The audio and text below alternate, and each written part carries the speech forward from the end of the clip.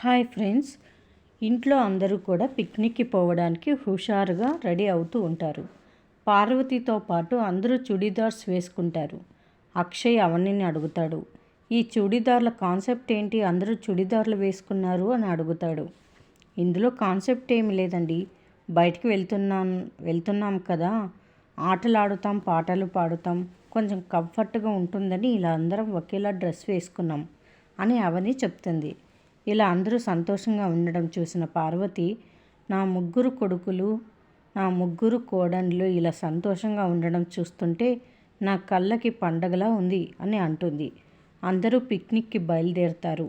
అవని వాళ్ళు వచ్చే పార్కులో ఇద్దరు దొంగలు ఇలా మాట్లాడుకుంటూ ఉంటారు. 6 నెలలు దాటిన బిడ్డ అయితే 6 లక్షలు ఇస్తానన్నాడు అని ఒక ఆమె చెబుతుంది. బిడ్డ దొరికితే లక్షలు మన చేతిలో పడినట్టే అని ఇంకొక ఆమె అంటుంది. అప్పుడే అవని ఫ్యామిలీ కారులోంచి దిగి వంట చేసుకోవడానికి వంట సరుకులన్నీ తీసుకొని పార్కు లోపలికి వస్తూ ఉంటారు. ఆ ఆడదొంగలిద్దరూ పల్లవి చేతిలో బిడ్డని చూస్తారు. మరిన్ని అప్డేట్స్ కోసం ప్లీజ్ సబ్స్క్రైబ్ చేయండి. Thanks for watching.